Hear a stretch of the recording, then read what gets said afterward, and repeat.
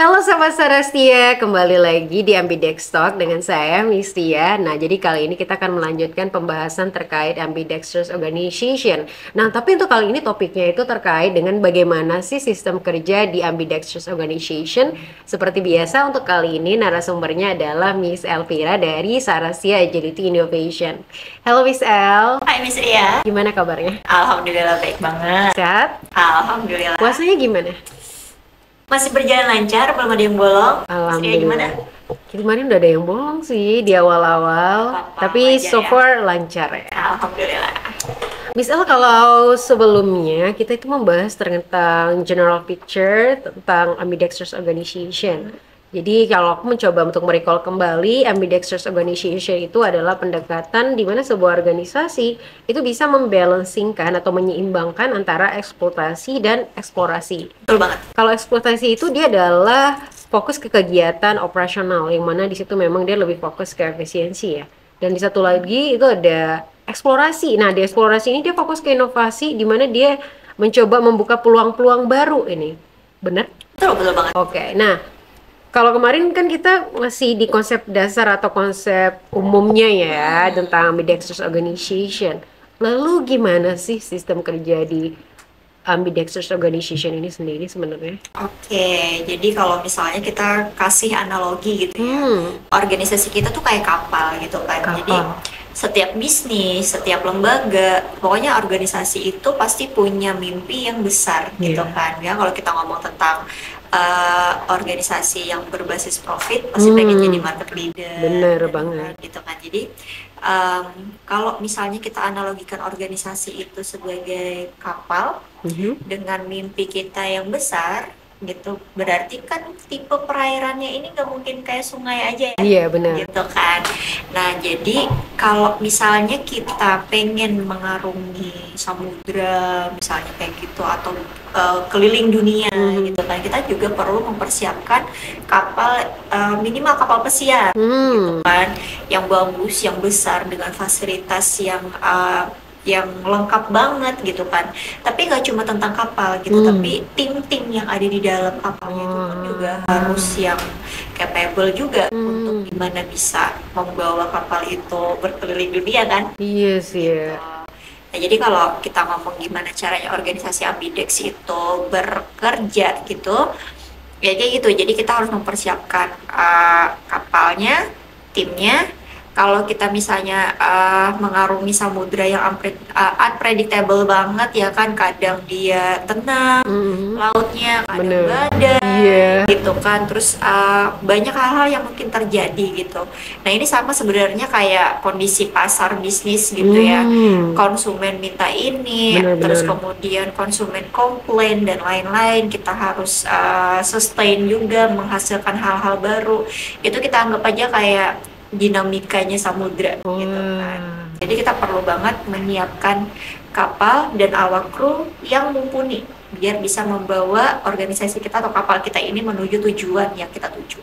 Oke. Ini menarik banget sih untuk analoginya, kan kayak perairan itu anggap aja pasarnya gitu. Terus kayak jenis-jenis kapalnya itu adalah jenis mungkin kayak level dari sebuah entitas atau perusahaan itu. Untuk yang kecil mungkin mainnya di sungai, ada yang lebih gede lagi mainnya di selat, di laut, atau mungkin yang udah global scale itu mereka bisa masuk di samudra, yang memang di samudra itu challenge-nya itu udah pasti jauh lebih besar, dan itu emang sangat banyak faktor eksternal yang mempengaruhi ya. Betul banget. Apalagi cuaca ekstrim, banyak hal-hal yang mungkin bisa berubah secara dinamis ya. Betul Seperti itu. banget.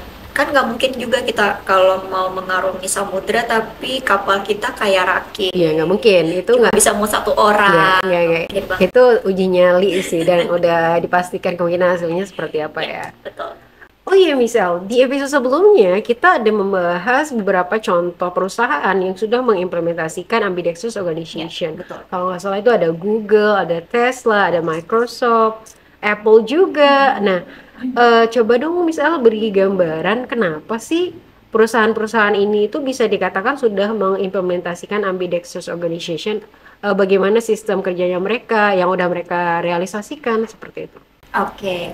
Jadi kalau misalnya kita ambil salah satu contoh ya, Tesla itu balik lagi, tadi kita bilang ada 3 elemen kunci yaitu proses, people, and tools. Hmm. Nah di Tesla sendiri itu pasti sudah terimplementasi dengan sangat baik ya. Jadi kalau misalnya kita tahu Tesla itu merupakan pemrakarsa pembuatan EV atau electrical vehicle gitu kan. Kalau misalnya Tesla ini tidak bagus gitu kan dalam infrastruktur sistem, kemudian source-nya, artinya prosesnya itu nggak bagus, Hmm. mungkin tidak akan tercapai juga gitu kan produknya yang sebagus itu. Hmm. Lalu proses yang baik, yang optimal ini juga harus dijalankan oleh people gitu Hmm. kan. Jadi saya yakin banget tim-tim yang ada di Tesla itu orang-orang yang keren gitu kan, yang bisa dia menjalankan atau mengimplementasikan proses itu dengan sangat baik. Oke. Nah, untuk mempersingkat waktu juga dan meminimalisir kesalahan, kekurangan, itu perlu digunakan tools gitu. Tools. Nggak mungkin dong Tesla toolsnya itu yang ecek-ecek gitu, ada pasti yang high-end industri banget kayak gitu. Jadi Tesla ataupun market leader bisnis yang lain gitu, itu pasti mereka mempunyai proses, people, and tools yang itu kualitasnya itu sama-sama bagusnya gitu. Oke, jadi ada proses, ada people, dan ada tools. Dan Yes. semuanya ini saling berkesinambungan ya. Betul Ada banget. proses, dan nanti akan dijalankan oleh people-nya. Biar prosesnya bisa terlaksana dengan baik, people-nya juga harus mawas diri, harus sadar Betul juga. banget. Dan tapi balik lagi ya, human itu kan masih ada kecenderungannya error kayak gitu ya. Jadi untuk menyempurnakan ini kita perlu tools. Tools Tools gitu. ini ya untuk ininya. Kalau kita balik lagi ke analogi perkapalan tadi, itu gimana misal terkait ketiga elemen ini? Oke, kalau misalnya kita pengen jadi market leader gitu ya, kita punya kapal pesiar gitu, Mhm. proses kita bagus banget gitu kan. Tapi kalau people-nya juga nggak oke, Hmm, kapal pesiar kan nggak mungkin jalan kalau didayung benar, benar, gitu kan. benar. Berarti kita harus punya tim yang capable Hmm. gitu untuk mengoperasikan si kapal ini. Jadi kapal ini tuh baik sistemnya maupun sistemnya gitu ya, mesin-mesinnya itu adalah proses and tools-nya gitu Oke. untuk people. Nah, terus juga itulah kenapa kalau kita bilang ambidex itu harus sejalan, sebenarnya yang perlu dikuatkan dulu adalah bagian eksploitasinya. Eksploitasinya dulu. Betul, kayak gitu. Karena apa? Ketika eksploitasi kita ini optimal, proses kita optimal, tools kita juga maksimal gitu ya. Dalam mengeksekusi segala operasional yang ada tuh kan jadi lebih singkat, lebih cepat. Akhirnya people ini punya waktu untuk memikirkan eksplorasi-eksplorasi yang baru. Oh iya. Berarti kita balik lagi ya kayak analoginya tadi, kapalnya harus stabil dulu, baru bisa lanjut rutenya kayak gitu. Karena kalau nggak stabil, karam nggak bisa. Tapi kalau kita berbicara tentang Tesla ini, aku setuju banget sih. Pasti tim Tesla ini tuh keren-keren banget. Ya. Dan mereka juga benar-benar berani menggebrak pasar ya dengan inovasi-inovasinya. Yang Betul pertama banget. tadi itu yang terkait dengan mobil elektrik, dan yang Tesla. berikutnya juga SpaceX nggak sih? Betul. Yang menjelajah luar angkasa, Iya. dan juga satu lagi inovasi yang benar, Starlink. iya Starlink itu jadi membuat internet itu sangat, Aksesibel. iya benar, bisa diakses dimanapun kayak gitu loh. Jadi menurut aku itu sangat-sangat berdampak loh, itu sangat-sangat membantu juga ke masyarakat luas gitu untuk inovasi yang mereka gebrak ini kayak gitu. Betul banget. Jadi buat para business owner ataupun founder yang memang punya value tinggi ataupun ingin memberikan kebermanfaatan yang sangat luas kepada masyarakat, itu memang perlu kita pahamin dulu bahwa pondasi organisasi ini pun juga harus kuat gitu ya, baik itu proses, people, and tools-nya. Jadi kalau kita ingin bereksplorasi yang sejauh banget, misalnya yang radikal ataupun disruptif banget, pastikan bahwa eksploitasinya ini tuh steady, stabil, optimal, maksimal. Benar. Berarti eksploitasinya harus distabilkan dulu.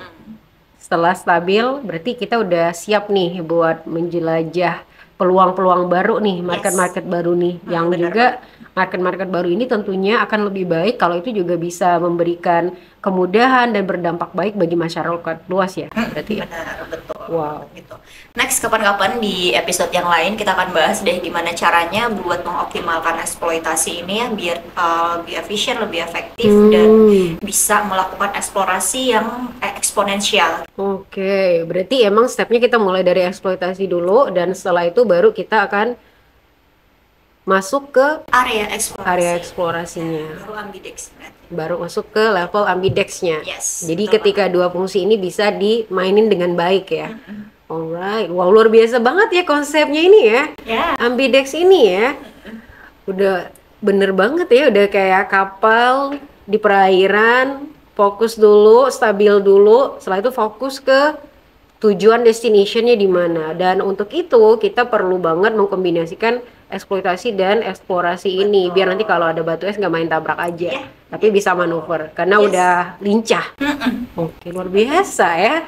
Tapi emang bener ya di era bisnis yang sekarang yang benar-benar itu marketnya itu sangat tidak bisa diprediksi dan perubahan pasarnya itu sangat dinamis sekali. Betul. Jadi kita memang pertama kita harus steady, harus stabil dan kita juga harus bisa bermanuver Yes. Oke. Betul banget. biar tetap bisa sampai ke tujuan. Yes. Tujuannya pasti itu kita tetap bisa bertahan di masa depan ya. Ya, tujuannya kan siapa sih yang nggak mau jadi market leader? Iya, Siapa benar. sih yang nggak mau organisasinya itu dikenal oleh masyarakat luas dan lain-lain. Justru biar kita bisa sampai sana, ya kuncinya tuh ambidex gitu, Iya. eksploitasi dan eksplorasi. Tapi pastikan dulu eksploitasinya ini sudah optimal. Dan mantap. Gitu. Betul. Wow.